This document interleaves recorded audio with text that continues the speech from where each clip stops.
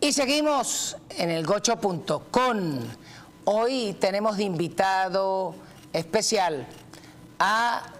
el general de brigada del Ejército, don Narciso Ascanio Tovar. Hoy queremos seguir desarrollando el tema del hecho militar. La semana pasada tenía un invitado de lujo y hoy tengo a don Narciso Ascanio, que tiene la particularidad que es un oficial de una generación más nueva, que apenas se fue de baja en el año 2007, que fue director de la Academia Militar de Venezuela, pero que además estuvo en los teatros de guerra en Puerto Ayacucho y en Tumeremo, y justamente ahí no hay lomito, sino que ahí tenían que mandar oficiales muy capacitados. Al día de hoy, el general Ascanio Tovar es de las personas que nos va a seguir ilustrando cuál es la realidad militar venezolana y por qué tenemos que seguir creyendo que hay que rehacer las Fuerzas Armadas, hay que replantear sus objetivos, pero no se puede cerrar por inventario como aspira mucho pirata de la sabana. Adelante, mi general. Buenas tardes, muchas gracias por la invitación y ante todo un saludo a toda tu audiencia. Sí, bueno, entrando de lleno entonces en el tema militar, quiero empezar por el tema de los presos políticos, los presos de toda característica que tiene ahorita el régimen, pero particularmente los militares, porque dentro de tantos presos este grupo ha sido especialmente maltratado y a pesar de que muchos de ellos se pusieron del lado de Historia como se lo pidieron, por ejemplo, en el 2019,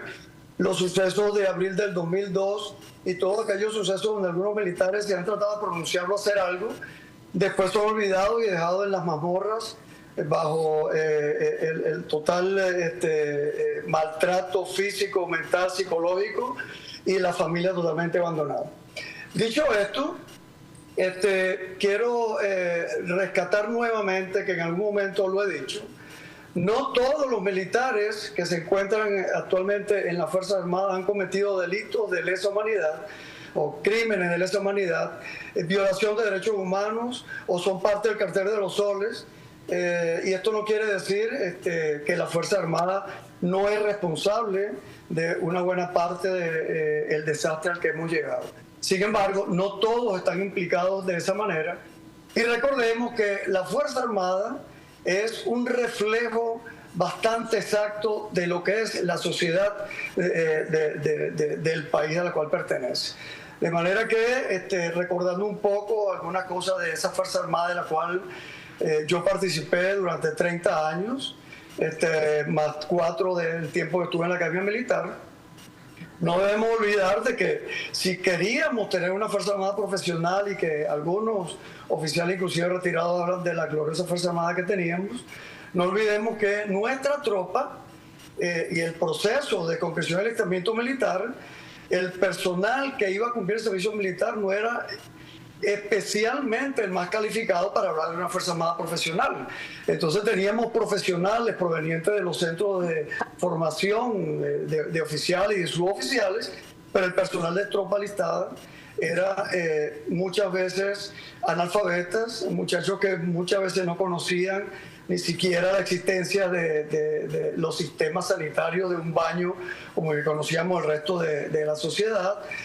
Muchas veces no conocían ni siquiera la existencia del cepillo de dientes. Y nos tocó a los subtenientes la obligación de alfabetizar a esos muchachos que llegaban a nuestros pelotones. Debemos también tener en cuenta que para poder... el diagnóstico es fundamental para poder tener un norte cierto para la solución del problema y que el tratamiento para el problema requiere de ese diagnóstico, porque si no pudiéramos estar aplicando, por ejemplo, una aspirina para un cáncer. Entonces, digo esto porque después de la transición de la dictadura de Pérez Jiménez a la democracia, se aplicó una receta llamada el Pacto de Punto Fijo, y que a mi manera de ver, si bien es cierto que muchas de las medidas que allí se tomaron eran necesarias para esa transición, se mantuvo una buena parte de la solución al problema o del remedio, de acuerdo al diagnóstico y de acuerdo a la situación que se planteó, durante mucho más tiempo del necesario. De manera que ese exceso de la dosis del medicamento que se introdujo para la transición, sobre todo en el aspecto militar, hizo mucho daño posteriormente. Quizás quería preguntarle que una de las cosas que mi experiencia me dice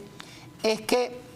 durante mucho tiempo seguimos practicando ejercicios como si el hecho de la guerra en Venezuela fuera la repetición del desembarco en Normandía y cómo funcionaron las tropas de Patton y de los diferentes oficiales, bien fuera Rommel, o cómo practicaron los rusos, y resulta que ya en la década de los 90 el mundo había cambiado y nosotros seguíamos con el mismo ejercicio, y al día de hoy lo que hicimos fue cambiar del modelo que planteó Gómez y la Segunda Guerra Mundial y saltamos al modelo pirata de los cubanos de las redes y las ODIs. Y quizás sobre eso yo creo que quisiera que nos ilustrara qué debería cambiar en Venezuela. Bueno, totalmente tiene razón. Digamos que para la fecha que mencionas, todavía, por ejemplo, en la Escuela Superior del Ejército, estábamos en una guerra que ya había pasado hacía bastante tiempo. Inclusive se utilizaba como referencia el 8º Cuerpo de Ejército para efectos de planificación. Estamos totalmente desfasados, pero además la cultura militar en la masa de los profesionales era muy baja. Solamente algunos oficiales que por cuenta propia se dedicaban a profundizar en el estudio de la bibliografía actualizada, y nos quedamos totalmente en un ejército que era un ejército más de show, como por ejemplo los desfiles, que otra cosa. Y entonces totalmente de acuerdo con esa desactualización. Ahora, estamos en un momento donde todavía estamos más alejados de las nuevas realidades. Por lo tanto, y como dice, las Fuerzas Armadas es una institución que es esencial para un país como el nuestro, que a lo inmediato pasaré a explicar por qué. Pero lo que sí es cierto es que la Fuerza Armada no se puede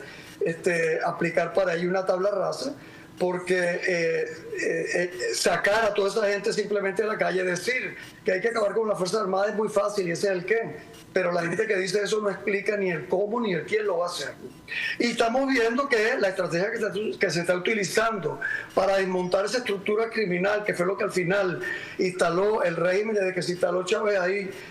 asesorado y dirigido por el régimen castrista, Castro comunista, hay que desmontarlo, y la manera de desmontarlo no puede ser de golpe y porrazo, porque pudiera traernos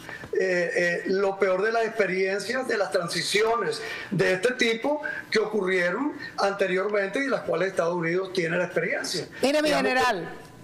el tiempo de televisión es criminal, pero vamos a ir a un corte comercial y ya seguimos con el general Ascanio Tobar en elgocho.com.